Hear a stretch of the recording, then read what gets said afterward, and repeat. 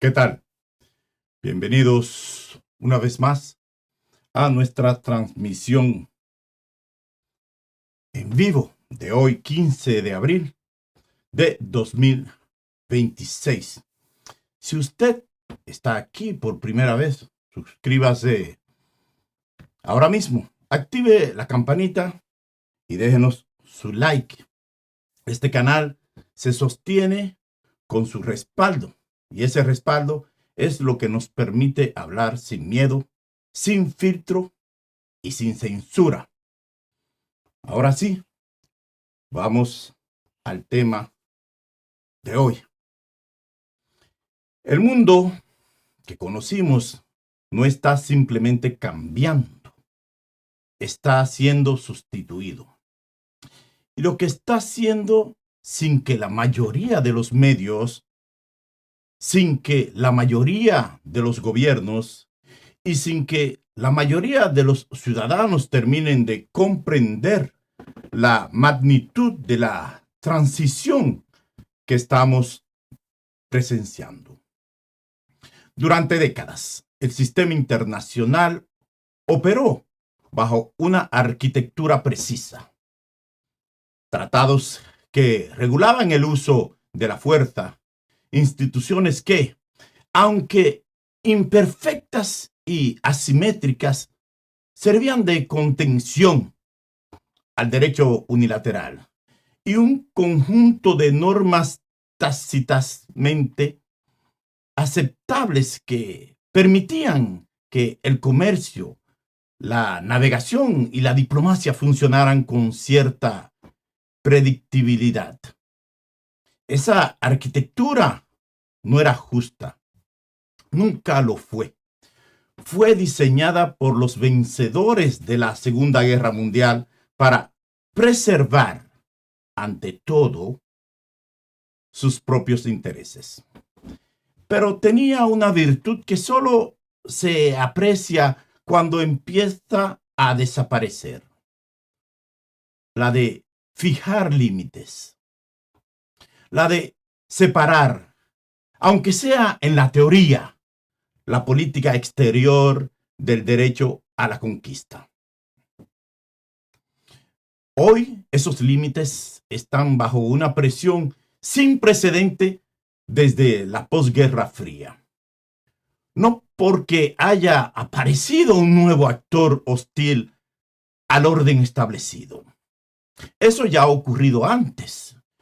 Sino porque el actor que construyó ese orden ha decidido de manera progresiva y cada vez más explícita que las reglas que impuso al mundo ya no le son vinculantes a él. Y eso cambia todo.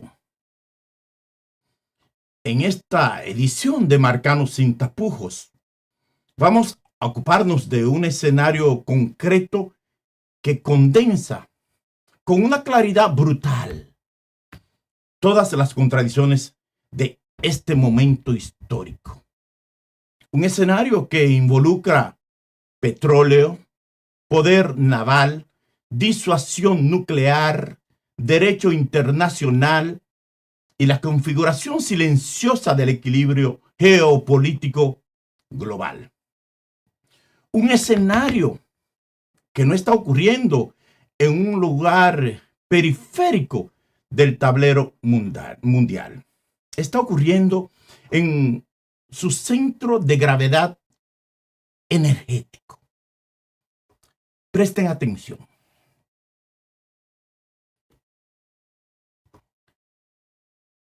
Hay momentos en la historia donde una decisión aparentemente táctica revela sin quererlo la crisis profunda de todo un sistema.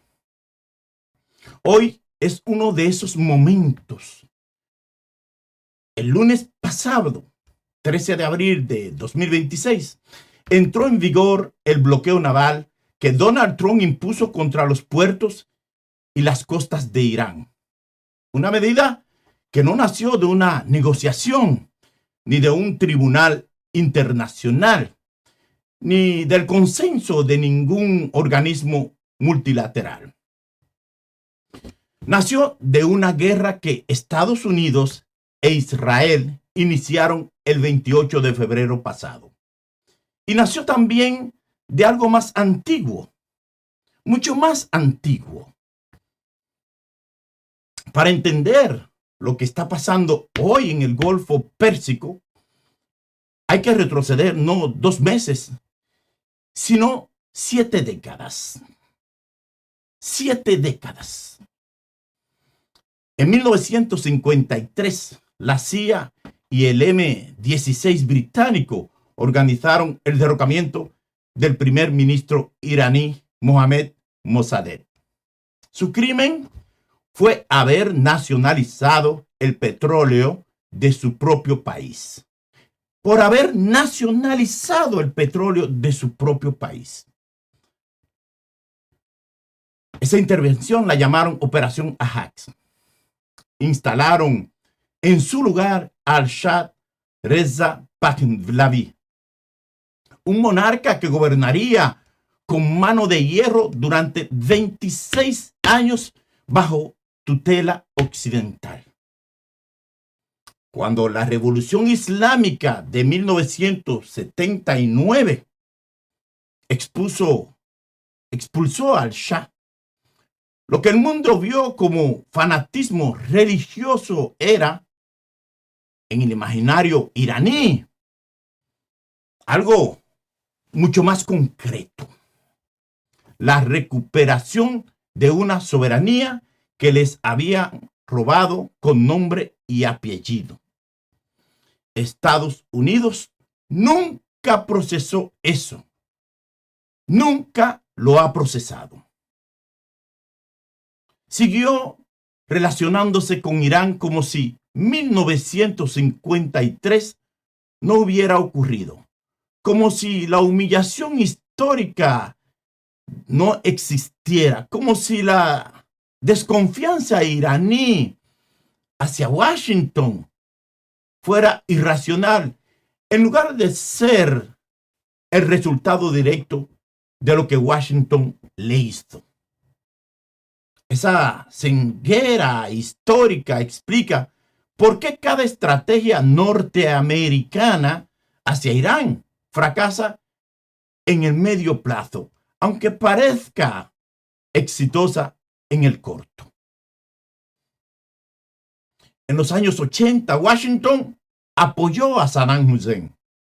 En los años 80, Washington apoyó a Saddam Hussein en la guerra contra Irán.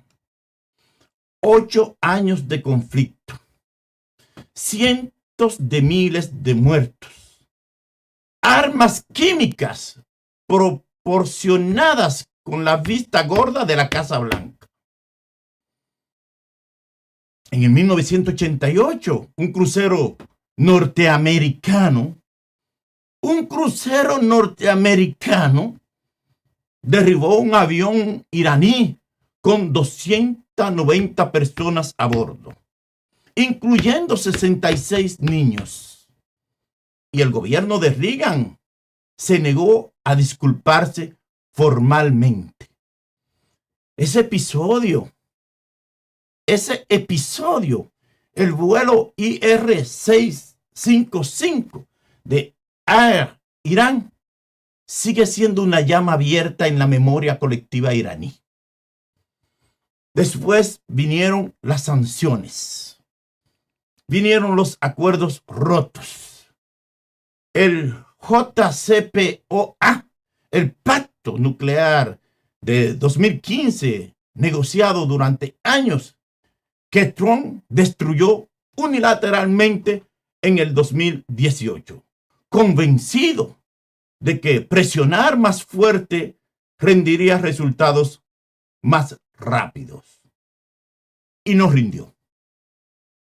Las exportaciones iraníes de petróleo cayeron de 2.2 millones de barriles diarios en 2018 a menos de 400,000 en el 2020. El rial se derrumbó. Los iraníes comunes sufrieron y el régimen sobrevivió. Como había sobrevivido antes, como aprende a sobrevivir cada vez. ¿Por qué? Porque las sanciones y los bloqueos, cuando no van acompañados de una salida política real, no debilitan los regímenes autoritarios, los consolidan, le dan al poder la narrativa perfecta, el enemigo externo, la agresión imperial, la nación asediada que debe cerrar filas. Y entonces llegamos a hoy. El bloque o el bloqueo que Trump activó el lunes pasado tiene una lógica aparente que vale la pena reconocer antes de desmontarla. Irán, desde que comenzó el conflicto en febrero, no cerró completamente el estrecho de Hormuz. Lo que hizo fue algo más sofisticado. Restringió el paso. Lo convirtió en un peaje. Decidió quién cruza y quién no. Buques chinos con crudo iraquí y saudí pasaron el 11 de abril. Un petrolero liberiano también. Pero el tráfico neutral en general cayó en picada. Los seguros marítimos se multiplicaron. El mercado del crudo empezó a incorporar la prima de guerra. Trump dice, si el tráfico neutral no pasa libremente, el petróleo iraní tampoco pasa. Es una lógica de reciprocidad que suena coherente en un titular. El problema es que la realidad geopolítica no funciona en titulares. Hay tres dimensiones de este bloqueo que los medios convencionales están subponderando gravemente. La primera es la dimensión china. China firmó con Irán en 2021 un acuerdo de cooperación estratégica de 25 años. Compra petróleo iraní a precios con descuento. Tiene intereses económicos directos en que esos barcos sigan circulando. Pero hay algo más profundo que el dinero. Beijing lleva años aterrorizada ante la posibilidad de que, en caso de una guerra en el Pacífico por Taiwán, Estados Unidos le aplique exactamente esto, lo que está sucediendo hoy día. Un bloqueo en el estrecho de Malaca. Por ese estrecho pasa más del 80% de las importaciones energéticas chinas. Si China, escuchen bien, si China acepta hoy que Washington pueda bloquear unilateralmente una vía marítima internacional sin mandato del Consejo de Seguridad, China está aceptando el precedente que podría usarse contra ella mañana. Eso China no lo puede aceptar. No puede permitirlo. Y la manera en que reacciona en las próximas semanas va a definir más sobre el futuro del orden multipolar que cualquier cumbre diplomática de los últimos años. La segunda dimensión subponderada es la India. La India. La India es la economía más poblada del mundo y uno de los mayores importadores de petróleo. Ha mantenido durante años una política exterior de equilibrio estratégico. Relaciones con Washington, relaciones con Moscú, relaciones con Teherán, ha comprado crudo iraní, ha usado Hormuz como ruta vital. El Comando Central norteamericano fue explícito. El bloqueo se aplica de manera imparcial a buques de cualquier país que hayan transitado por aguas o puertos iraníes. Eso incluye a los buques indios. ¿Va a Washington a interceptar un petrolero de la India? ¿Está Trump dispuesto a crear un incidente marítimo con el país que necesita como contrapeso a China en el Indo-Pacífico? Esa condición no tiene respuesta fácil. Y mientras no la tenga, cada armador, cada aseguradora, cada comprador de crudo en el mundo opera a un estado de parálisis que ya costó el colapso de al menos 8 operaciones de exportación la semana pasada. La tercera dimensión, y para mí la más inquietante, es la nuclear. Cuando un estado siente que su supervivencia está genuinamente amenazada, no su comodidad, no su economía,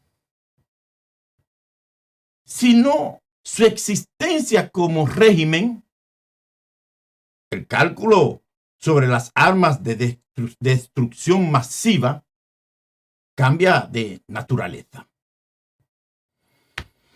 Irán ha mantenido durante años lo que los analistas llaman una postura de umbral nuclear. La capacidad técnica de construir una bomba en semanas o meses sin cruzar formalmente esa línea. Esa ambigüedad ha sido su seguro de vida. Ha sido su seguro de vida. Le da poder de disuasión sin provocar una respuesta militar definitiva.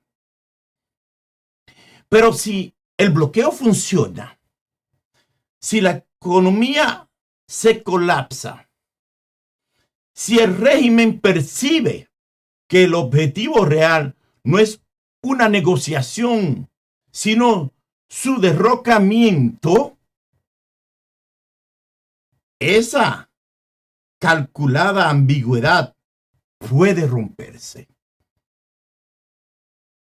Un Irán acorralado que decide cruzar el umbral nuclear no es un escenario académico. No, señor. Es el peor desenlace posible de esta cadena de decisiones. Y nadie en Washington parece estar discutiéndolo públicamente con la seriedad que merece. Hay algo más que necesario que necesito decirles. Porque creo que pienso que está en el corazón de todos ustedes. Tengo que decírselo. Trump, antes de ordenar el bloqueo, llegó a insinuar, ustedes recuerdan bien, recuerden eso. Trump llegó a insinuar públicamente que Estados Unidos podría administrar el estrecho de Hormuz de manera conjunta con Irán. Oigan esto. Es decir,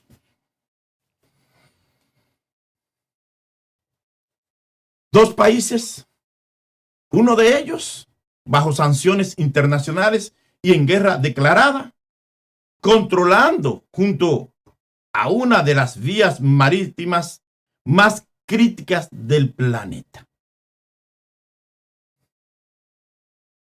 Esa idea viola la Convención de las Naciones Unidas sobre el Derecho del Mar. Viola el principio de libre navegación. Viola el derecho internacional del mar como lo conocemos desde Montego Bay. Pero más allá de la violación técnica, lo que esa declaración reveló fue algo que importa más. La certeza de que las reglas del sistema internacional solo aplican cuando le convienen a quien tiene los portaaviones. Eso no es nuevo. Eso no es nuevo.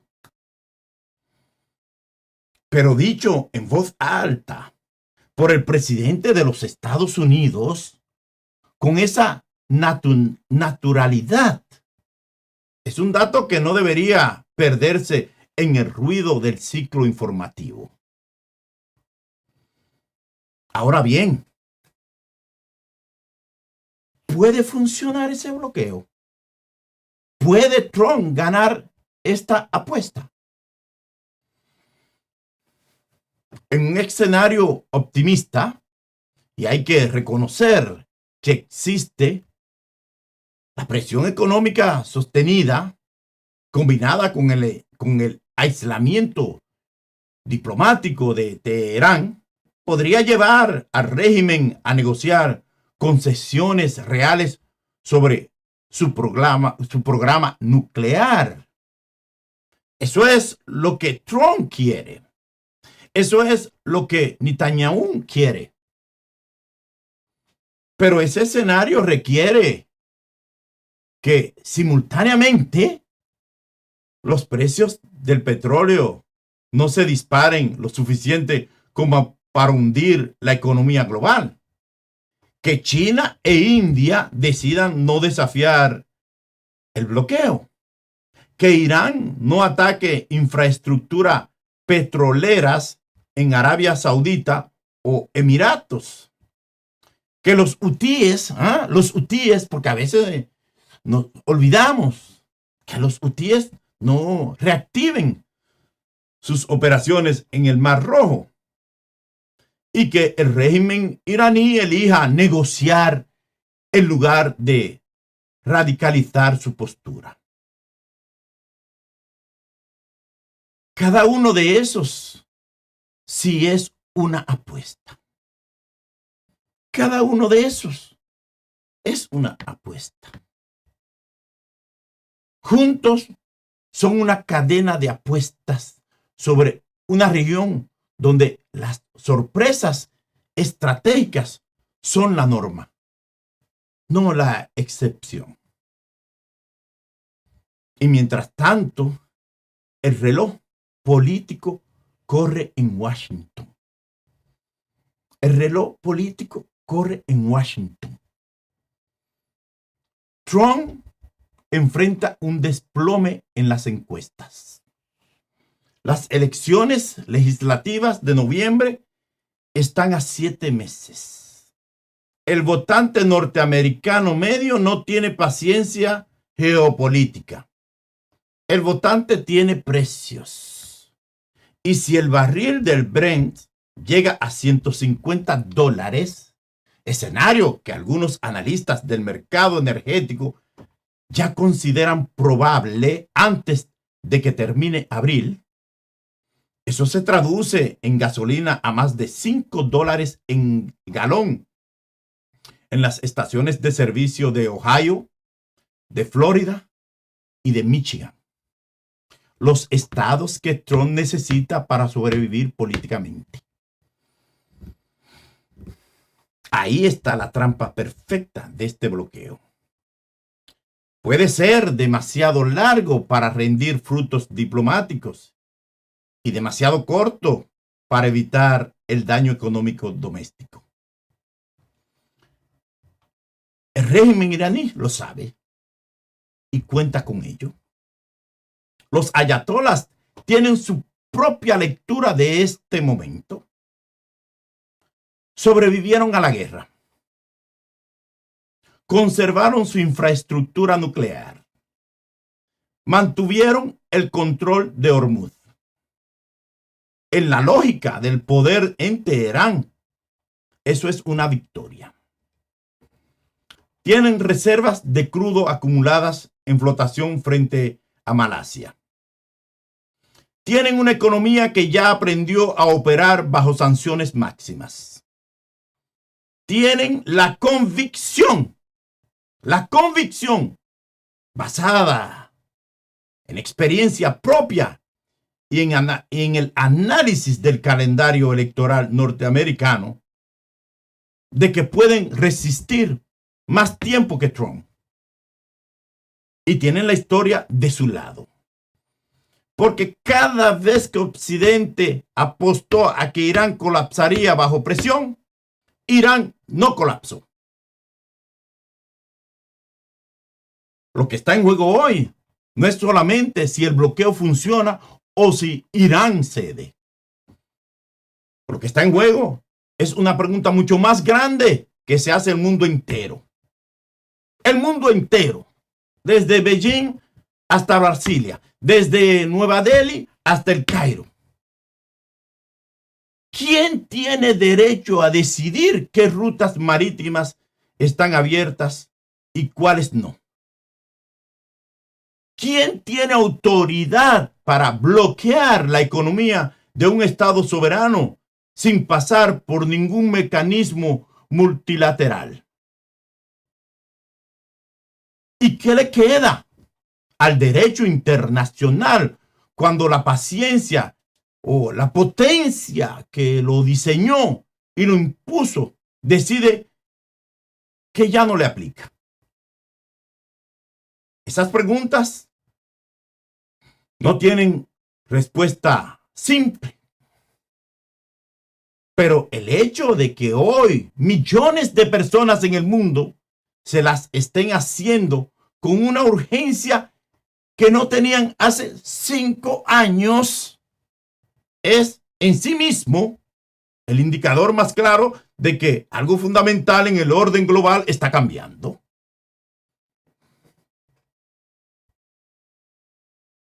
No sé cómo terminará esto. Nadie lo sabe. El conflicto en el Golfo tiene demasiadas variables, demasiados actores con agendas divergentes, demasiadas figuras internas en cada uno de los campos. Lo que sí sé es que las decisiones que se tomen en las próximas semanas en Washington, en Teherán, en Beijing, en Riad, van a definir no solo el precio del petróleo en 2026, van a definir el tiempo o el tipo de mundo en que vamos a vivir durante la próxima generación. Y eso sí que nos incumbe a todos. No solo a los que viven cerca del Golfo, a todos los que dependemos de una economía global conectada. A todos los que dependemos de cadenas de suministros que cruzan océanos. De un sistema que, con todos sus defectos, fue preferible al caos de la ley del más fuerte como único árbitro. Porque cuando las reglas del juego las dictan únicamente quien tiene más portaaviones, los que no tienen portaaviones pierden. En ese mundo, ninguno de nosotros está a salvo.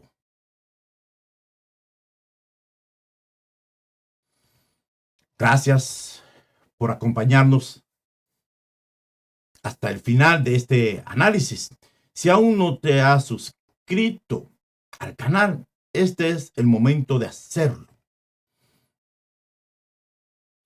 Déjanos tu like, activa la campanita y quédate con nosotros en los próximos contenidos. Su respaldo mantiene este espacio vivo, libre y sin censura. Yo soy Edgar Marcano y esto es Sin Tapujos. Nos vemos en la próxima edición.